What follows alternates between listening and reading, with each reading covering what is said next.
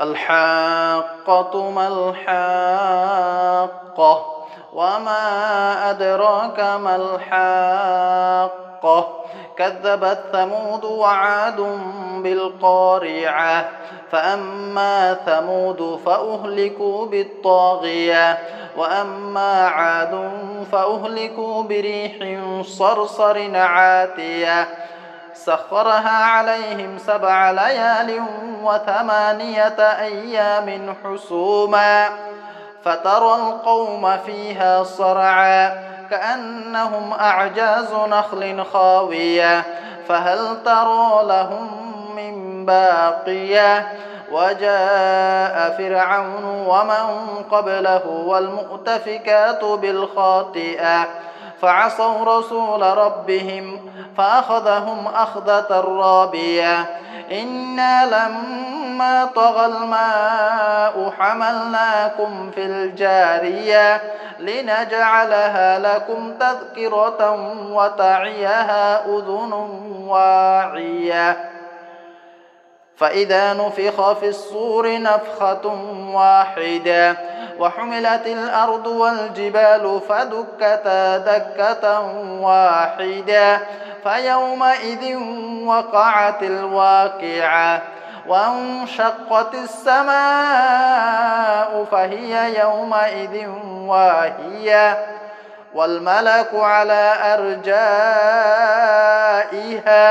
ويحمل عرش ربك فوقهم يومئذ 8 يومئذ تعرضون لا تخفى منكم خافية فأما من أوتي كتابه بيمينه فيقول هاؤم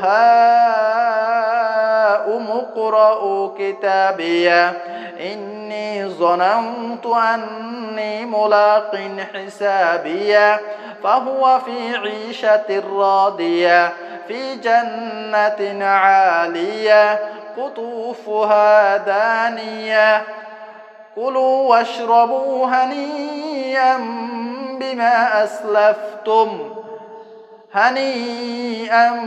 بما أسلفتم في الأيام الخالية وأما من أوتي كتابه بشماله فيقول يا ليتني لم أوت كتابيه ولم أدر ما حسابيه يا ليتها كانت القاضية ما أغنى عني ماليه هلك عني سلطانيه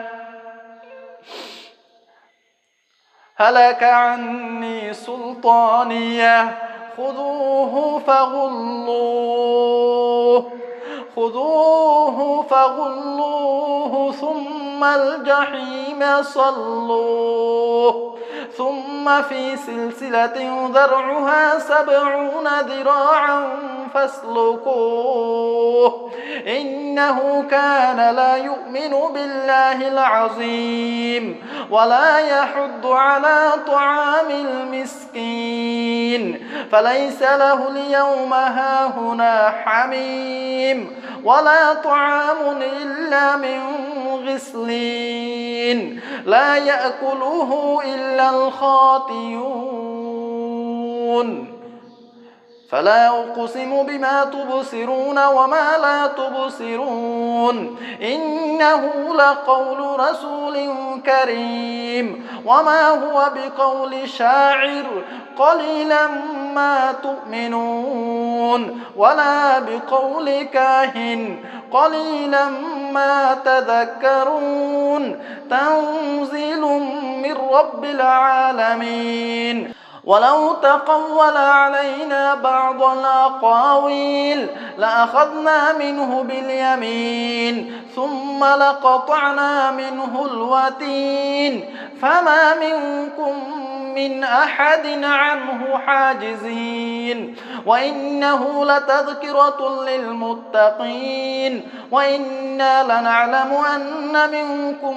مكذبين وإنه لحسرة على الكافرين وإنه لحق اليقين فسبح باسم ربك العظيم.